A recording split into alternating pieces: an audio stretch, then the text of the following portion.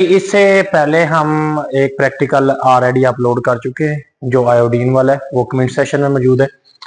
अच्छा, standardize the given solution of sodium thiosulphate, calculate the volume of this solution required to prepare 100 ml of 0.05 m sodium thiosulphate. Okay, ये practical का नाम है।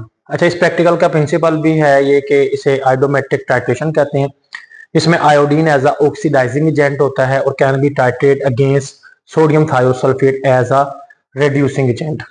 इसमें indicator starch का solution होता है। एंड पॉइंट क्या है? डार्क ब्लू कलर है और ये केमिकल इक्वेशन आपके सामने लिखी हुई है, ये वाली केमिकल इक्वेशन। उसके बाद प्रोसीजर क्या है?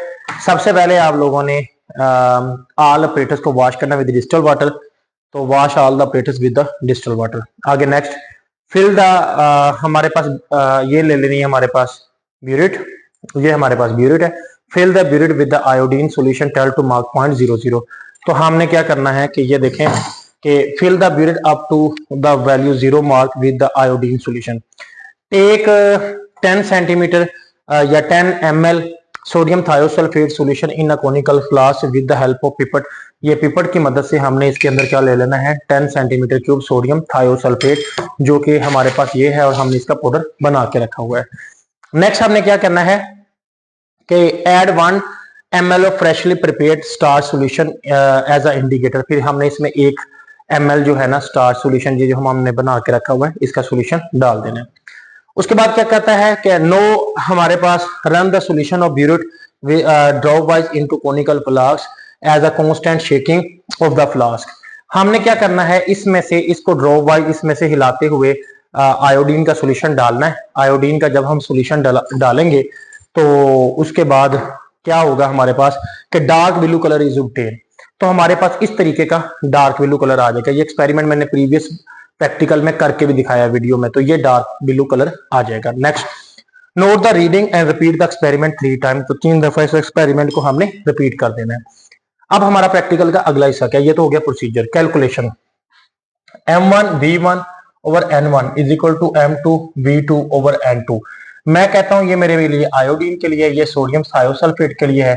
n2 हमारे पास S2O3, ठीक है, ये हमारे पास प्रैक्टिकल है। N2S हमारे पास 2O3 जो सोडियम थायोसल्फेट है, साथ वाटर आ जाएगा।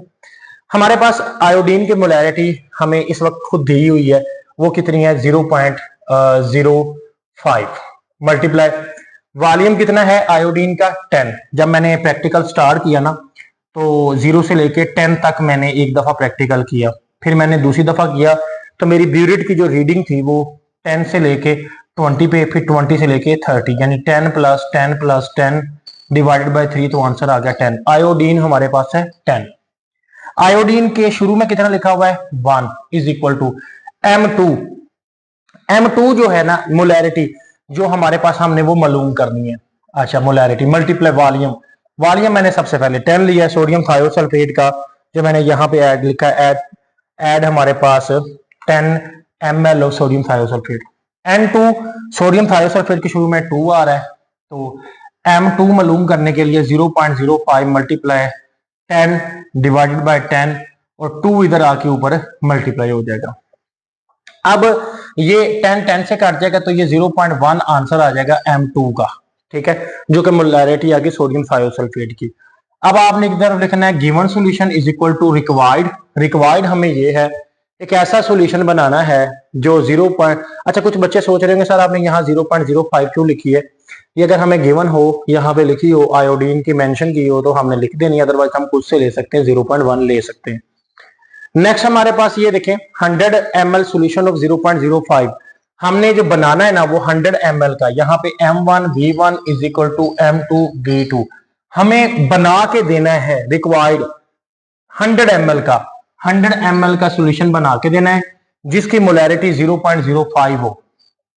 अच्छा, आगे m1 हमने अभी मालूम किया है, मतलब जो हमारे पास, इसको अगर हमने m2 का है तो डेफिनेटली M2 के हवाले से हम गिवन कर देते हैं और इसको हम क्या कर देते हैं? रिक्वायर्ड। तो रिक्वायर्ड कितना था हमारे पास? 100 ml और उसकी मोलैरिटी कितनी हो? 0.05। 0.05 ये हमारे पास वो वैल्यू है जो रिक्वायर्ड है। गिवन हमारे पास 0.1 मोलैरिटी है और वॉल्यूम हमें नहीं पता, तो ये डिवाइड हो जाएगा 0.05 मल्टीप्लाई 100 डिवाइडेड बाय 0.1। अब हमारे पास जो इसका आंसर आता है वो आता है 50 ml। 50 ml आ गया वॉल्यूम। तो इसका रिजल्ट आपने ऐसे लिखना है यहां पे 50 ml of the volume of solution required to prepare the 100 ml of 0.0 m solution of sodium thiosulfate। यहां से लेके यहां तक ये रिजल्ट लिखा हुआ है, शुरू में जस्ट 50 ml लगाना है। प्रैक्टिकल हमारा खत्म हो गया। दुआओं में याद रखिएगा। अल्लाह हाफिज।